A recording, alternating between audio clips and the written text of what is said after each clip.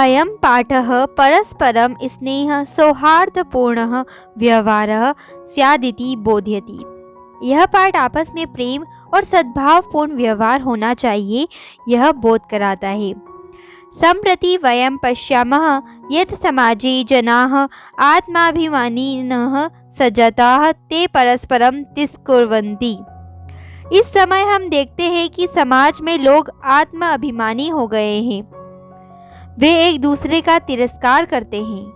स्वार्थपूर्णे संलग्नाः ते परेषां कल्याण विषये नैव किमपि चिन्तयति। स्वार्थ की पूर्ति में लगे वे दूसरों के कल्याण के विषय में जरा भी नहीं सोचते हैं। तेषां जीवनोद्देश्यम् अधुना एवं सज्जातम्। उनके जीवन का उद्देश्य अब यह हो गया है, नीचेरनी चेरतिनी चनीचीह सर्वैः उपायैः फलमेव साध्यम्। अधम, उत्तम या अत्यंत अधम, सभी उपायों से सफलता मिलनी चाहिए, यानी कोई भी उपाय करे बस हमें सफलता चाहिए। अतः समाजे पारस्परिक स्नेह संवर्धनाय अस्मिन् पाठे पशुपक्षिणां माध्यमेन समाजे व्यवहतम् आत्माभिमानं दर्शयन्। इसलिए समाज में आपसी प्रेम को बढ़ाने के लिए इस पाठ में पशु पक्षियों के माध्यम से समाज में आचरित आत्म अभिमान को दिखाते हुए प्रकृति माता के माध्यम से अंत में निष्कर्ष स्थापित किया गया है कि समय के अनुसार सभी का महत्व होता है। अतः अस्माभिः स्वकल्याणाय परस्परम स्नेह मैत्रीपूर्ण व्यवहारेण च भाव्यम्। इसीलिए हमें अपने कल्याण के लिए प्रेम और मित्रता पूर्वक व्यवहार से युक्त होना चाहिए। वनस्य दृश्यम समीपे एविका नदी बहती। वन का दृश्य है, पास में ही एक नदी बहती है। एकः सिंह सुखेन विश्राम्यति तदेव एकः वानरः आगत्य तस्य पूछम दुनाति। एक शेर सुख से आराम कर रहा है, तभी एक बंदर आकर उसकी पूंछ को पकड़कर घुमा देता है। क्रुद्धः सिंह तम प्रहर्तुमिच्छति परम वानरस्तु कुर्दित्वा वृक्षमारूढ़ः। क्रोधित शेर उसको मारना चाहता है, परंतु बंदर तो कूदकर पेड़ पर चढ़ गया। तदेव अन्यस्मात् वृक्षात् अपरः वानरः सिंहस्य कर्णमाक्रश्य पुनः वृक्षोपरि आरोहति। तभी अन्य पेड़ से दूसरा बंदर शेर को के कान को खींचकर फिर से पेड़ के ऊपर चढ़ जाता है। एवमेव वानराः वारं वारं सिंहं तुदन्ति। इसी प्रकार से बंदर बार बार शेर को तंग करते हैं। क्रुद्धः सिंह इतस्तः धावति गर्जति परं किमपि कर्तुम् असमर्थः एव तिष्ठति। क्रोधित शेर इधर उधर दौड़ता है, दहाड़ता है, परंतु कुछ भी करने में असमर्थ ही रहता है। वानराः हसन्ति वृक्षोपरि च विविधाः पक्षिणः अपि सिंहस्य एतादृशी दशां दृष्ट्वा हर्षमिश्रितं कलरवं कुर्वन्ति। बंदर हंसते हैं और पेड़ के ऊपर विभिन्न पक्षी भी शेर की ऐसी स्थिति देखकर प्रसन्नता से युक्त चहचहाहट करने लगते हैं। निद्रा भंग दुखेन वनराजः सन्नपि तुच्छ जीवैः आत्मनः एतादृश्या दूरवस्थया श्रान्तः सर्वजन्तून् दृष्ट्वा पश्यति। नींद टूट जाने के कारण दुख से जंगल का राजा होते हुए भी छोटे से जीवों के द्वारा अपनी इस प्रकार की बुरी दशा से थका हुआ शेर सभी प्राणियों को देखकर पूछता है। सिंह क्रोधेन गर्जन भोः अहम वनराजः किं भयं न जायते किमर्थमामेवं तुदन्ति सर्वे मिलित्वा। शेर क्रोध से दहाड़ते हुए, अरे मैं जंगल का राजा हूँ, क्या डर नहीं लग रहा? सभी मिलकर मुझे इस प्रकार क्यों तंग कर रहे हो? एकः वानरः यत् त्वं वनराजः भवितुं तु सर्वथा योग्यः। राजा तु रक्षकः भवति, परं भवान् तु भक्षकः, अपि च स्वर्षायामपि समर्थः। नासी तर्हि कथस्मान् रक्षिष्यति। इसका अर्थ है, जब एक बंदर उसे कहता है, क्योंकि तुम जंगल का राजा बनने के लिए तो बिल्कुल अयोग्य हो, यानी कि तुम राजा बनने योग्य नहीं हो। राजा तो रक्षक होता है, लेकिन तुम भक्षक हो। जब अपनी रक्षा करने में समर्थ नहीं हो तो तुम हमारी रक्षा कैसे करोगे। अन्य वानरः किं न श्रुता त्वया पंचतंत्रोक्तिः यो न रक्षति वित्रस्तान् पीड्यमानान् परेह सदा जंतून् पार्थिवरूपेण सकृतान्तो न संशय। दूसरा बंदर कहता है, क्या तुम्हारे द्वारा पंचतंत्र की कहावत नहीं सुनी गई है? जो सदा दूसरों के द्वारा विशेष रूप से डरे हुए भयभीत पीड़ित प्राणियों की रक्षा नहीं करता है, वह शरीर रूप से देहधारी यमराज है, इसमें संदेह नहीं है। काकः आम सत्यम कथितं त्वया वस्तुतः वनराजः भवितुं तो अहमेव योग्यः। कौआ कहता है, हाँ, तुम्हारे द्वारा सत्य ही कहा गया है। वास्तव में जंगल का राजा बनने के लिए तो मैं ही योग्य हूँ।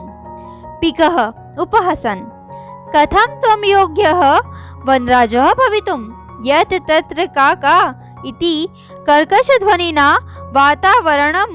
वातावरणमा कुलिश करोषि न रूपं न ध्वनिरस्ति कृष्णवर्णं मेध्यभक्षकं त्वां कथं वनराजं मन्यामहे वयम्।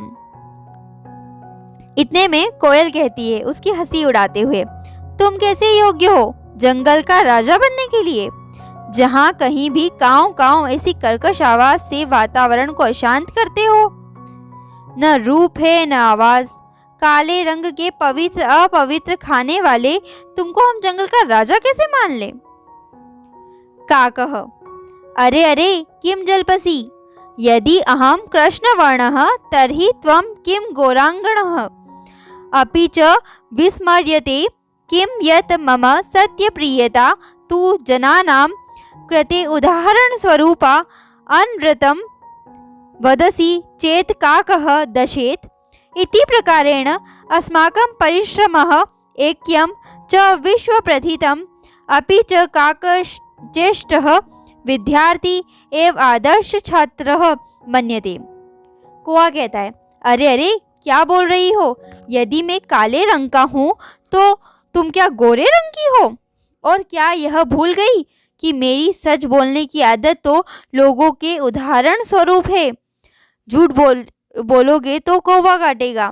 इस प्रकार से हमारी मेहनत और एकता संसार में प्रसिद्ध है, और कौआ जैसे चेष्टा वाला विद्यार्थी ही आदर्श छात्र माना जाता है।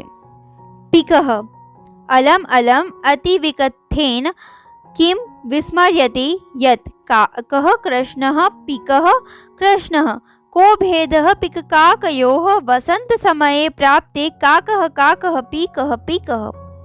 कोयल बोलती है, बस बस डींगे मारने से क्या भूल गए हो कि कौआ भी काला होता है, कोयल भी काली होती है। कौआ और कोयल में क्या अंतर है?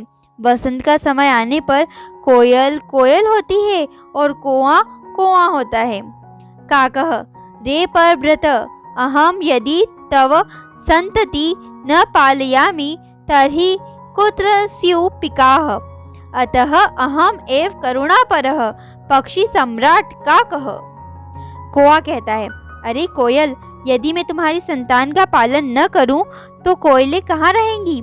इसलिए मैं ही करुणावान पक्षियों का राजा कौआ हूँ।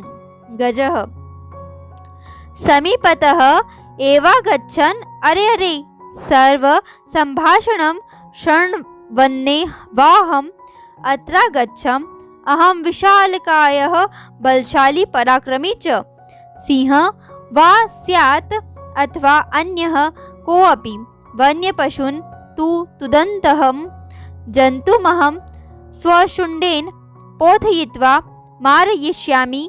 किमन्यः कोऽप्यस्ति एतादृशः पराक्रमी, अतः अहमेव योग्यः वनराज पदाय। हाथी कहता है, पास से ही आता हुआ अरे अरे सारी बातचीत सुनते हुए मैं यहाँ आया हूँ। मैं विशाल शरीर वाला, बलशाली और पराक्रमी हूँ। शेर हो या कोई और भी हो, जंगली पशुओं को तंग किया जाता हुआ मैं अपनी सूंड से पटक कर मार दूंगा। क्या कोई भी अन्य ऐसा पराक्रमी है? इसलिए मैं ही जंगल के राजा के पद के योग्य हूँ। वानरः अरे अरे एवं वा शीघ्रमेव गजस्यापि पुच्छं विधूय वृक्षोपरि आरोहति। बंदर कहता है, अरे अरे ऐसा क्यों? शीघ्र ही हाथी की भी पूंछ खींचकर पेड़ के पास ऊपर चढ़ गया। गजः तं वृक्षमेव स्वशुण्डेन आलोडयितुमिच्छति परं वानरस्तु कुर्दित्वा अन्यं वृक्षमारोहति। एवं गजं वृक्षात् वृक्षं प्रति धावन्तं दृष्ट्वा सिंहः अपि हस्ति वदति च। हाथी उस पेड़ को ही अपनी सूंड से हिलाना चाहता है, पर बंदर तो कूदकर दूसरे पेड़ पर चल जाता है।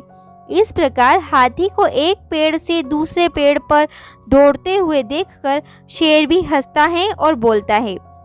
सिंह भोः गज मामप्येव मेवातुदन एते वानराः। अरे हाथी, मुझको भी इन बंदरों ने ऐसे ही तंग किया था।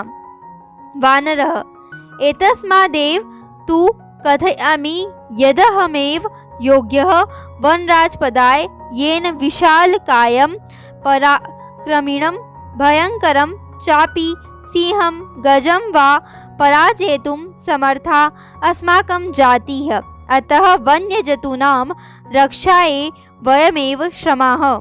एतत् सर्वं श्रुत्वा नदी मध्ये स्थितः एकः बकः। बंदर कहता है, इसलिए ही तो कहता हूँ कि मैं जंगल के राजा के पद के योग्य हूँ, क्योंकि विशालकाय, पराक्रमी और भयंकर शेर तथा हाथी को हराने में हमारी जाति सक्षम है। इसलिए जंगल के प्राणियों की रक्षा करने के लिए हम ही सक्षम हैं। यह सब सुनकर नदी के बीच में खड़ा एक बगुला कहता है, अरे अरे माम विहाय कथमन्यः कोऽपि राजा भवितुमर्हति। अहं तु शीतले जले बहुकालपर्यन्तम् अविचलः ध्यानमग्नः स्थितप्रज्ञः इव स्थित्वा सर्वेषां रक्षायाः उपायान् चिन्तयिष्यामि। योजनां निर्मीय च स्वस्य भायां विविधपदमलङ्कुर्वाणैः जन्तुभिश्च मिलित्वा रक्षोपायान् क्रियान्वितान् करिष्यामि। अतः अहमेव वनराज पद प्राप्ति योग्यः। बगुला कहता है, अरे अरे मुझे छोड़कर कैसे दूसरा कोई भी राजा हो सकता है। मैं तो ठंडे पानी में बहुत समय तक बिना हिले डुले, ध्यान में मग्न, निर्णय लेने में दृढ़ के समान स्थित होकर सभी की रक्षा का उपाय सोचूंगा और योजना बनाकर अपनी सभा में विभिन्न पदों को विभूषित करने वाले प्राणियों के साथ मिलकर रक्षा के उपायों को क्रियान्वित करूंगा। इसलिए मैं ही जंगल के राजा के पद को प्राप्त करने के लिए योग्य हूँ। मयूरः वृक्षोपरितः साट्टहासपूर्वकं वीरं वीरम् आत्मश्लाघायाः किं न जानासि यत् यदि न स्यान्नरपतिः सम्यग् नेता ततः प्रज्ञा अकर्णधारा जल्दो विप्लवेतेह नोरीव। को न जानाति तव ध्यानावस्थां स्थित प्रज्ञ इति व्याजेन वराकान् मीनान् छलेन अधिग्रह्य क्रूरतया भक्ष्यसि। दिक्त्वां तव कारणात् तु सर्वपक्षिकुलमेव मेवावमानितं जातम्। इतने में मोर कहता है, ठहाका मारते हुए, रुको रुको, अपनी प्रशंसा से क्या नहीं जानते हो कि यदि राजा अच्छा नेतृत्व करता नहीं होता तो उसकी प्रजा समुद्र में बिना नाविक की नाव के समान डूब सकती है। कौन नहीं जानता है तुम्हारी ध्यान की अवस्था को। स्थित प्रज्ञ, इस बहाने से बेचारी मछलियों को पकड़कर क्रूरता से खाते हो। तुम्हें धिक्कार है, तुम्हारे कारण से तो समस्त पक्षी समूह अपमानित हुआ है। वानरः सगर्वम् अतएव कथयामि यत् अहमेव योग्यः वनराजपदाय। शीघ्रमेव मम राज्याभिषेकाय तत्पराः भवन्तु सर्वे वन्यजीवाः। इतने में बंदर घमंड के साथ कहता है, इसीलिए कहता हूँ कि मैं जंगल के राजा के पद के योग्य हूँ। जल्दी ही मेरे राज्याभिषेक के लिए सभी वन प्राणी को तैयार कर देना चाहिए। मयूरः अरे वानर तूष्णी भव कथम त्वं योग्यः वनराजपदाय।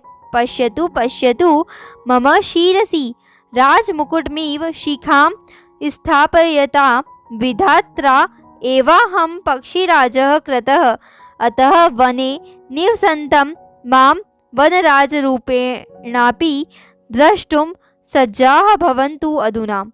यतः कथं कोऽप्यन्यतः विधातुः निर्णयम् अन्यथा कर्तु क्षमः।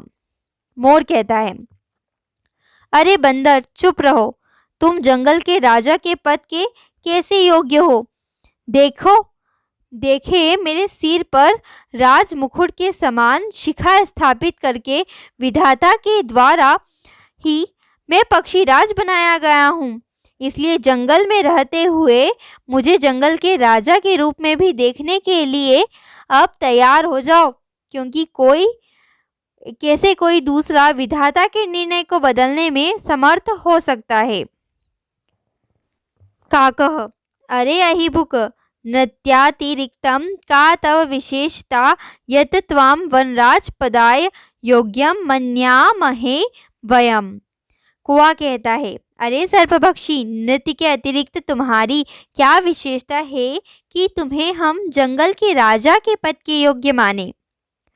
मयूरः यतः मम नृत्यं तु प्रकृतेः आराधना। पश्य पश्य मम पिच्छानां पूर्व सौन्दर्यं। पिच्छानोद्घाट्य नृत्यमुद्रायां स्थितः सन् न कोऽपि त्रैलोक्ये मत्यदृशः सुन्दरः वन्यजन्तूनामुपरि आक्रमणं कर्तारं तु अहं स्वसौन्दर्येण नृत्येन च आकर्षितं कृत्वा वनात् बहिष्करिष्यामि। अतः अहमेव योग्यः वनराज पदायः। मोर कहता है, क्योंकि मेरा नृत्य तो प्रकृति की आराधना है। देखो देखो मेरे पंखों की अनोखी सुंदरता। पंखों को फैलाकर नृत्य की मुद्रा में स्थित होकर तीनों लोकों में मेरे समान सुंदर नहीं है कोई। वन के प्राणियों के ऊपर आक्रमण करने वाले को तो मैं अपनी सुंदरता और नृत्य से आकर्षित करके वन से बाहर कर दूंगा। इसलिए मैं ही जंगल के राजा के पद के योग्य हूँ। एतस्मिन्नेव काले व्याघ्रचित्रको अपि नदीजलं पातुमागतो एतं विवादं शृणुतः वदतः च। इसी समय बाघ और चीता भी नदी का पानी पीने के लिए आए और इस विवाद को सुनकर बोलते हैं। व्याघ्रचित्र को, अरे किम वनराज पदाय सुपात्रम चीयते। बाघ और चीता कहते हैं, अरे क्या जंगल के राजा के पद के लिए सुपात्र का चयन हो रहा है। एतदर्थ तु आवामेव योग्यो यस्य कस्यापि चयनं कुर्वन्तु सर्व संप्यत्या। इसके लिए तो हम दोनों ही योग्य हैं। यह किसी की या सभी की सहमति से चयन कीजिए। सिंह तुष्णी भव भोः युवामपि मत्सदृशो भक्षको न तु रक्षको। एते वन्यजीवाः भक्षकं रक्षकपद योग्यं न मन्यते। अतएव विचार विमर्शः प्रचलति। शेर कहता है, अरे चुप रहो, तुम दोनों भी मेरे समान ही भक्षक हो, न कि रक्षक। ये वन के जीव भक्षक को रक्षक पद के योग्य नहीं मानते, इसलिए विचार विमर्श चल रहा है। बकः सर्वथा सम्यक् गुप्तम सिंह महोदयेन वस्तुतः एव सिंहेन बहुकाल पर्यन्तं शासनं कृतं, परं धुना तु कोऽपि पक्षी एव व्रजेति निश्चेतव्यम् अत्र तु संशीतिलेश्यापि अवकाशः एव नास्ति। इतने में बगुला कहता है, शेर महोदय ने बिल्कुल सही कहा है। वास्तव में ही शेर ने बहुत समय तक शासन किया है, परंतु अब तो कोई पक्षी ही राजा हो ऐसा निश्चय किया जाए, इसमें तो जरा से भी संदेह का अवसर ही नहीं है। सर्वे पक्षिणः उच्चैः आम आम कश्चित् खगः एव वनराजः भविष्यति इति। सभी पक्षी जोर जोर से हाँ हाँ, कोई पक्षी ही जंगल का राजा होगा। परम कश्चिदपि खगः आत्मानं विना नान्यं कमपि अस्मै पदाय योग्यं चिन्तयन्ति तर्हि कथं निर्णयः भवेत्। तदा ते सर्वे गहनिद्रायां निश्चिन्तं स्वपन्तं उलुकं वीक्ष्य विचारितं यदेषः आत्मश्लाघाहीन पदनिर्लिप्तः उलुको एवास्माकं राजा भविष्यति परस्परमादिशन्ति च तदानीयन्ता नृपाभिषेक संबंधिनः संभाराः इति। परंतु कोई भी पक्षी अपने अलावा किसी दूसरे को पद के योग्य नहीं मानता, तो कैसे निर्णय होगा। तब उन सबके द्वारा गहरी नींद में सोए हुए उल्लू को देखकर विचार किया गया कि यह आत्म प्रशंसा से रहित, पद की इच्छा से विमुक्त उल्लू ही हमारा राजा होगा और एक दूसरे को राज्याभिषेक से संबंधित सामग्रियां लाने के लिए कहते हैं। सभी पक्षी तैयारी के लिए जाना चाहते हैं, तभी अचानक ही काकः अट्टहासपूर्णेन स्वरेण सर्वथा अयुक्तमेतद् यन्मयूर हंस कोकिल चक्रवाक शुक सारसादिषु पक्षी प्रधानेषु विद्यमानेषु दिवान्धस्यास्य कराल वक्त्रस्याभिषेकार्थ सर्वे सज्जाः। पूर्णदिनं यावत् निद्रायमाणः एषः कथस्मान् रक्षिष्यति। वस्तुतः तस्तु स्वभाववरोग्रमत्युग्रं क्रूरमप्रियवादिनं उलुकं नृपतिं कृत्वा का नु सिद्धिर्भविष्यति। कौवा अट्टहासपूर्ण स्वर से, यह बिल्कुल ही अनुचित है कि मोर, हंस, कोयल, चकवा, तोता, सारस आदि मुख्य पक्षियों के विद्यमान रहते हुए दिन में अंधे इस भयंकर मुख वाले के अभिषेक के लिए सभी तैयार हो जाए। पूरे दिन भर सोता हुआ यह कैसे हमारी रक्षा करेगा। वास्तव में तो स्वभाव से ही क्रोधी, अत्यधिक डरावने, क्रूर तथा अप्रिय बोलने वाले उल्लू को राजा बनाकर हमारी क्या सिद्धि होगी, अर्थात हमारा कौन सा काम बनेगा। ततः प्रविशति प्रकृति माता सस्नेहं भोः भोः प्राणिनः यूयं सर्वे एव मे सन्ततिः कथं मिथिः कलहं कुर्वन्ति। वस्तुतः सर्वे वन्यजीविनः अन्योन्याश्रिता सदैव स्मरत ददाति प्रतिगृह्णाति गृहमाख्याति पृच्छति भुङ्क्ते भोजयते चैव षड्विधं प्रीतिलक्षणं। सर्वे प्राणिनः समवेतस्वरेण मातः कथयति तु भवती सर्वथा सम्यक् परं वयं भवती न जानीमः भवत्याः परिचयः कः।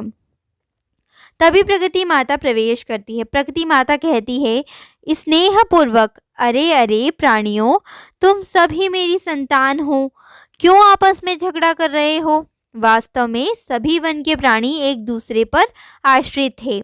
हमेशा याद रखो, प्रेम के 6 लक्षण हैं।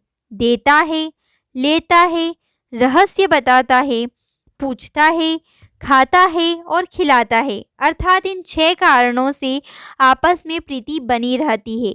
सभी प्राणी एक स्वर में हे माता, कह तो आप सर्वथा उचित रही हैं, परंतु हम आपको नहीं जानते। आपका परिचय क्या है? प्रकृति माता। अहम प्रकृतिः युष्माकं सर्वेषां जननी, यूयं सर्वे एव मे प्रियाः, सर्वेषामेव मत्कृते महत्त्वं विद्यते, यथा समयं न तावत् कलहेन समयं वृथा यापयन्तु, अपितु मिलित्वा एव मोदध्वं जीवनं च रसमयं कुरुध्वं, तद्यथा कथितं। प्रजा सुखे सुखं राज्ञः, प्रजानां च हिते हितं, नात्म प्रियं हितं राज्ञः, प्रजानां तु प्रियं हितं, अपि च अगाध जल संचारी न गर्व याति रोहितः, अंगुष्ठोदकमात्रेण शफरी फुरफुरायते, अतः भवन्तः सर्वे अपि शफरीवत् एकैकस्य गुणस्य चर्चा विहाय मिलित्वा प्रकृतिसौन्दर्याय वनक्षायै च प्रयत्नताम्। सर्वे प्रकृतिमातरं प्रणमन्ति, मिलित्वा दृढसङ्कल्पपूर्वकं च गायन्ति। प्राणिनां जायते हानिः परस्परविवादतः, अन्योन्ये सहयोगेन लाभस्तेषां प्रजायते। इसका अर्थ है, प्रकृति माता कहती है, मैं प्रकृति हूँ, तुम सबकी माता, तुम सब ही मेरे लिए प्रिय हो, सबका ही यथा समय मेरे लिए महत्व है। इसलिए कलह में बेकार समय व्यतीत न करें, बल्कि मिलकर ही प्रसन्नता से रहें और जीवन को आनंदमय करें। जैसा कि कहा गया है, प्रजा के सुख में ही राजा का सुख है, तब प्रजा के हित में ही हित है। राजा के लिए अपना हित प्रिय नहीं है, बल्कि प्रजा का हित प्रिय होता है। और भी अथाह जल में संचरण करने वाली रोहित नामक मछली, बड़ी मछली, गर्व नहीं करती, जबकि अंगूठे के बराबर जल में अर्थात थोड़े से जल में छोटी सी मछली फड़फड़ाती है। इसलिए आप सभी छोटी सी मछली के समान एक दूसरे के गुणों की चर्चा को छोड़कर मिलकर प्रकृति की सुंदरता एवं वन की रक्षा के लिए प्रयास करें। सभी भी प्रकृति माता को प्रणाम करते हैं और दृढ़ संकल्प के साथ गाते हैं। आपस में विवाद करने से प्राणियों की हानि होती है, आपस में एक दूसरे का सहयोग करने से उनका लाभ होता है। अब इस पाठ के एक पदेन देख लेते हैं। वनराजः केह दुर्वस्थां प्राप्तः, जंगल का राजा किनके द्वारा दुर्वस्था को प्राप्त हुआ? तुच्छ जीवेह, तुच्छ जीवों के द्वारा। कह वातावरणम कर्कश ध्वनिना आकुली करोति, कौन वातावरण को कर्कश आवाज से अशांत करता है? उत्तर है काकः यानी कौआ। काकचेष्टः विद्यार्थी कीदृशः छात्रः मन्यते, कौआ जैसी चेष्टा वाला विद्यार्थी कैसा माना जाता है? आदर्शः यानी आदर्श माना जाता है। कह आत्मानं बलशाली विशालकायः पराक्रमी च कथयति, कौन अपने आप को बलशाली, विशालकाय और पराक्रमी कहता है? गजः हाथी। बकः कीदृशान् मीनान् क्रूरतया भक्ष्यति, बगुला कैसी मछलियों को क्रूरता से खाता है? वराकान यानी बेचारी। अब एक वाक्य देख लेते हैं। निह संशयम कह कृतांतः मन्यते, निश्चित रूप से कौन यमराज माना गया है? यह सदा परेह वित्रस्तान पीड्यमानान जंतून न रक्षति, सह पार्थिव रूपेण निह संशयम कृतांतः मन्यते, जो सदा दूसरों के द्वारा विशेष रूप से डरे हुए पीड़ित प्राणियों की रक्षा नहीं करता है, वह शरीर रूप से निश्चित ही यमराज के समान है। बकः वन्य जतूनां रक्षोपायान कथम चिंतयितुं कथयति, बगुला वन की प्राणियों की रक्षा के उपायों को कैसे सोचने के लिए कहता है? बकः वन्यजतूनां रक्षोपायान् शीतले जले बहुकालपर्यन्तम् अविचलः ध्यानमग्नः स्थितप्रज्ञः इव स्थित्वा चिंतयितुं कथयति। बगुला वन के प्राणियों की रक्षा के लिए ठंडे पानी में बहुत समय तक बिना हिले डुले ध्यान में मग्न निर्णय लेने के लिए दृढ़ के समान स्थित होकर सोचने के लिए कहता है। अन्ते प्रकृति माता प्रविश्य सर्वप्रथमं किम वदति। अंत में प्रकृति माता प्रवेश करके सबसे पहले क्या कहती है। अन्ते प्रकृति माता प्रविश्य सर्वप्रथमं वदति भोः भोः प्राणिनः यूयं सर्वे एव मे सन्ततिः कथं मिथः कलहं कुर्वन्ति इति।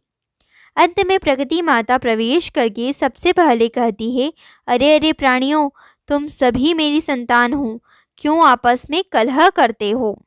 यदि राजा सम्यक न भवति तदा प्रजा कथम विप्लवेत। यदि राजा अच्छा नहीं होता तब प्रजा कैसे डूब सकती है। यदि राजा सम्यक न भवति तदा प्रजा जलधो अकर्णधारा नो इव विप्लवेत। यदि राजा अच्छा नहीं होता तब प्रजा समुद्र के बिना नाविक के नाव के समान डूब सकती है। मयूरः कथम नृत्य मुद्रायां स्थितः भवति। मोर कैसे नृत्य की मुद्रा में स्थित होता है। मयूरः पिच्छानुद्घाट्य नृत्य मुद्रायां स्थितः भवति। मोर पंखों को फैलाकर नृत्य की मुद्रा में स्थित होता है। अन्ते सर्वे मिलित्वा कस्य राज्याभिषेकाय तत्पराः भवति। अंत में सभी मिलकर किसके राज्याभिषेक के लिए तैयार होते हैं। अन्ते सर्वे मिलित्वा उलूकस्य राज्याभिषेकाय तत्पराः भवति। अंत में सभी मिलकर उल्लू के राज्याभिषेक के लिए तैयार होते हैं। अस्मिन् नाटके कति पात्राणि सन्ति। इस नाटक में कितने पात्र हैं। अस्मिन् नाटके 12 पात्राणि सन्ति। इस नाटक में 12 पात्र हैं। धन्यवाद।